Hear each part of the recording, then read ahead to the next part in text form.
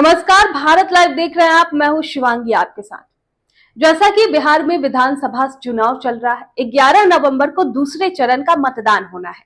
इसी बीच भागलपुर की राजनीति एक बार फिर गर्म है।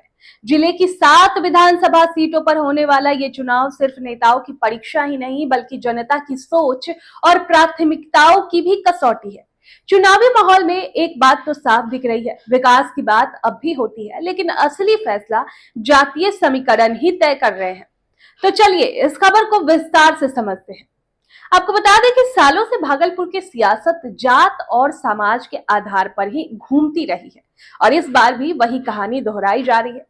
बस किरदार बदल गए हैं। हर दल अपने अपने परंपरागत वोट बैंक को साधने में जुटे हैं। कांग्रेस को उम्मीद है कि मुस्लिम यादव यानी एमवाई और पचपौनिया समुदाय उनके साथ रहेगा। वही भाजपा सवर्ण, वैश्य और गैर यादव पिछड़ों पर भरोसा कर रही है। जनसुराज जैसे नए दल भी जातीय समीकरणों में सेंध लगाने की कोशिश कर रहे हैं।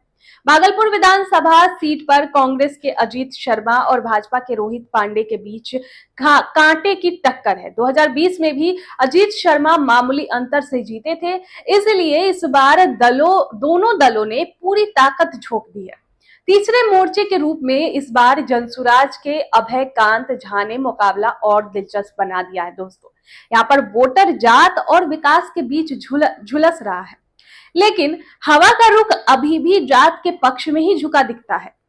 आपको बता दें कि पिरपैंती में भी कहानी कुछ ऐसी ही है। यहाँ भाजपा और राजद में सीधी टक्कर है। दोनों ही दल जातीय समीकरणों के हिसाब से रणनीति बना रहे हैं। गंगोता, रविदास और आदिवासी वोटर यहाँ निर्णायक साबित हो सकते हैं। नाथनगर विधानसभा की बात करें तो पहली बार कई नए चेहरे मैदान में है। वहां पर राजद, एलजेपी, रामविलास और जनसुराज तीनों ही वोटरों को जात और भावनाओं के आधार पर लुभाने की कोशिश में है। नाथनगर का ये चुनाव बताता है कि जनता अब विकास के वादे को सुनती है, लेकिन वोट देने के वक्त जात ही याद आती है।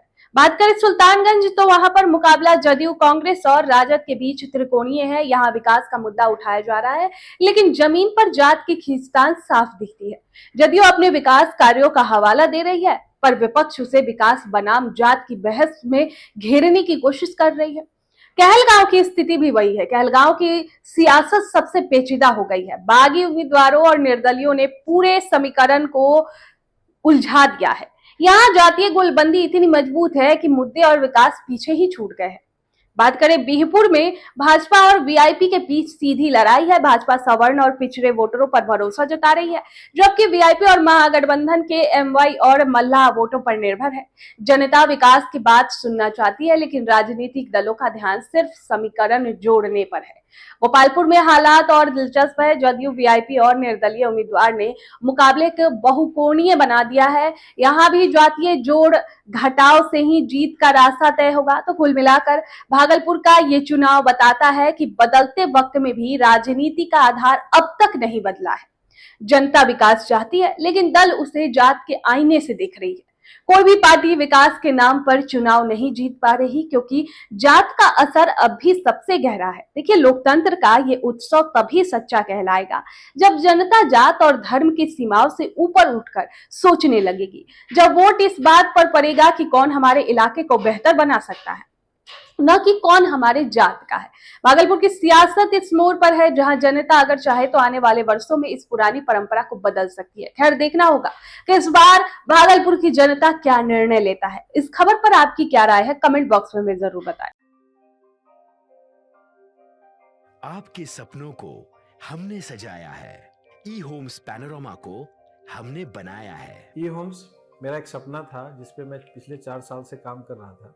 हमने जो बनाया है वो सबने है माना। ई होम्स पैनोरामा में हो आपका भी आशियाना। और फाइनली हमने 2021 में इस प्रोजेक्ट को लॉन्च किया। बहुत लोग अप्रिशिएट कर रहे हैं कि पूर्णिया जैसे शहर में, बिहार के, एक तो बिहार की बात करें उसमें भी पूर्णिया जैसे छोटे जगह में इस तरह का लाइफस्टाइल देना, ये सुन के हम लोगों को बहुत अच्छा लगता है। ई होम्स में हमने कुछ और भी किया है, जैसे हम जिस जगह में रह रहे हैं हमारे फैमिली सिक्योर हो, उनको सिक्योरिटी का ध्यान में रखा है। आपकी सुविधा और सुरक्षा आपके लिए खास है, ये आपका विश्वास है। इसमें आर्टिफिशियल इंटेलिजेंस का 7 लेयर सिक्योरिटी का हमने इस्तेमाल किया है। लस ग्रीन कैंपस को बनाया है। यदि हमारा बाउंड्री वाल है तो वो वर्टिकल गार्डन है। ये जितनी भी फैसिलिटी होता है एक इंटरनेशनल टाउनशिप में ई होम्स है, ये हम लोग विश्वास नहीं कर पा रहे हैं। जो भी हमारे मित्र दोस्त या जो भी हमारे बाहर के बाहर आते हैं तो हम लोगों को बहुत अच्छा सुनने को मिलता है और बहुत अच्छा क्रेडिट मिल रहा है। वो सारा हमने सिर्फ एक बिल्डिंग नहीं बनाया, हमें एक बहुत अच्छा लाइफस्टाइल दिया ई होम्स में, और मेरा एक सपना था जिसको मैं आज फुलफिल होते हुए देख रहा हूँ। ये आपका आवास है। ई होम्स पैनोरामा में अब आपका निवास है।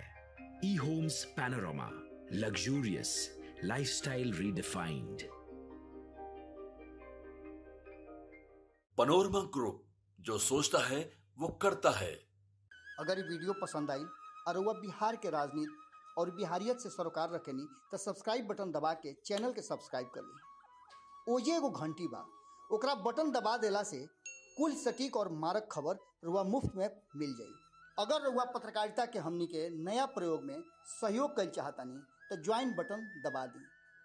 पेटीएम नंबर नोट कर ली 9386 816 700।